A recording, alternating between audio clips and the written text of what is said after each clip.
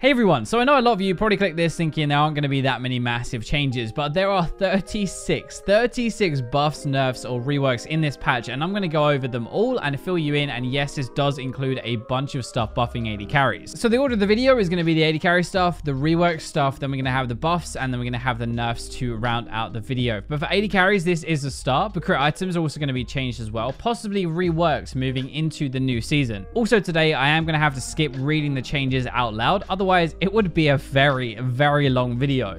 So for Caitlyn, we have a couple of buffs. They're more quality of life changes, really. And if you combo, so if you EQ somebody like you would normally, right, it will do the full amount of the buff, which is pretty nice. So it's kind of more aimed at fighting, I would say, rather than the wave clear. The ultimate change is obviously a very nice thing as well, but it's nothing special, right? You might pick up a few extra kills here and there, but probably not. They have, though, said actually she'll be really good with the new crit changes, so they're probably waiting for those. Now for Corki, there is a buff to his missiles, and I'm including him here because Riot put him in the AD changes, but he's more of a mid laner, and that's why I don't normally put him with ADs. This is only good because you spam your missiles a ton, right? So if you hit like 5 in a row, maybe for the poke, that is 75 more damage, which is pretty nice, but it isn't huge. And I feel like he probably has a few more issues than 15 damage is going to solve. For Israel, I'm going to read this one actually. Mana regen, base AD, 80 per level, attack speed per level. They've all been increased, and I really don't understand why they are buffing him at the moment. He is one of the best AD carries. After the W rework and after the ultimate change, especially doing full damage to champions, you have way more damage later game. You can kite, you can stay safe, and he is top tier in my opinion with Lucian. This will improve his late game even more because you put more scaling into his kit, right? In my opinion, making him one of the best AD carries.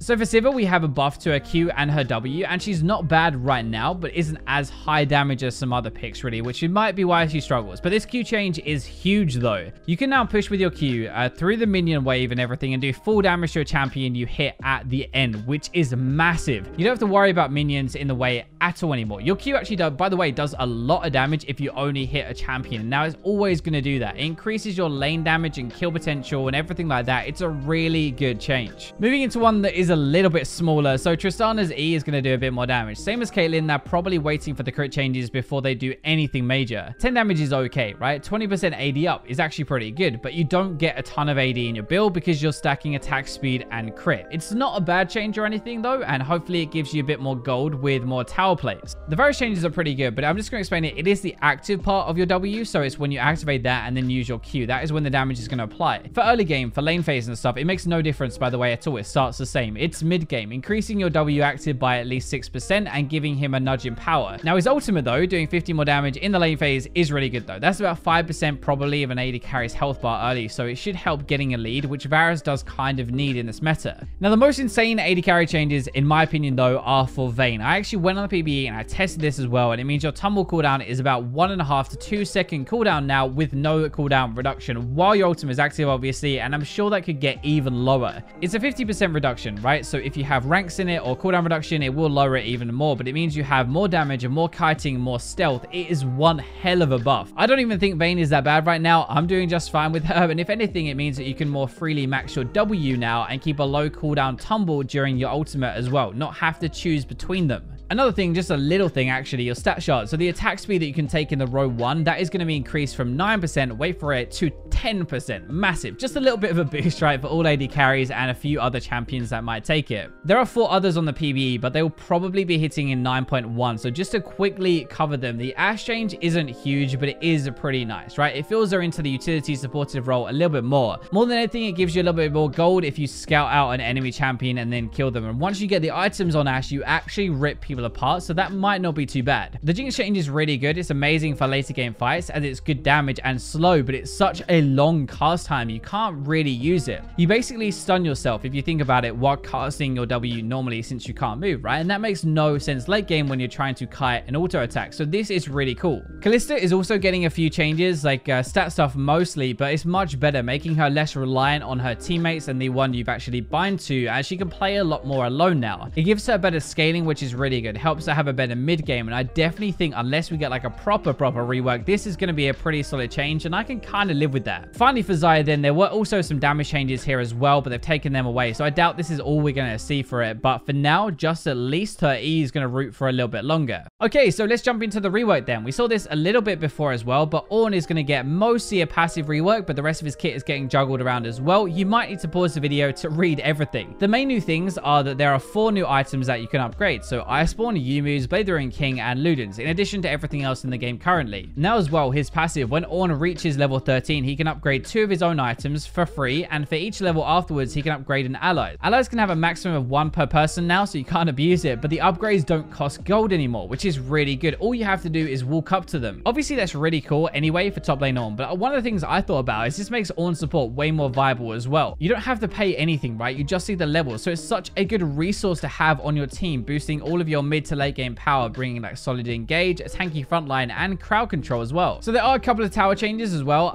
The outer tower is pretty good. It's going to get some armor magic resist after the plating falls off, and also local gold that has been changed to be divided among nearby champions, but also assisters. The main thing is that when tower plates fall, the towers shouldn't just melt anymore, which has definitely been a problem in the preseason. They still won't be lasting very long at all. They're only as tanky as the first plate, I think, actually, but they don't die in a few seconds either, which should slow down the game just a tiny little bit. Alright, so champion buffs. The first one we have is Akali, which they said they were nerfing her, so I'm not really sure what the deal is here, but I think this is partially reverting one of the nerfs they brought in a previous patch. They're having a bit of an issue right now, and there will be more nerfs coming in 9.1 or 9.2 for Akali, probably mechanic based as well for her Shroud, but at the moment she has a really high ban rate, but still a really low win rate. I've seen a bit more of Fiora recently actually, and she's pretty decent, I think. A good duelist, scales really well, has some decent matchups, and this will help her survive and kite just a little bit better. I'm surprised we haven't seen more Klepto builds actually. Like, it was always pretty good before, and now it should be a little bit stronger with the change. So Katarina is getting a few small quality of life changes to make her E and her Gunblade interactions just a little bit smoother, so it feels better when you do it. I'm going to be honest, I don't exactly know what this means for the game because I don't play much Katarina. It's a very mechanical change, but if this is a good one, let us know down in the comments. I'm sure some of you guys play her and probably know. Nasus is also getting a buff, and it might be in 9.1 by the way, so it might not come in this one, but stat gain on champions, large minions, or monsters increased from 6 to 12.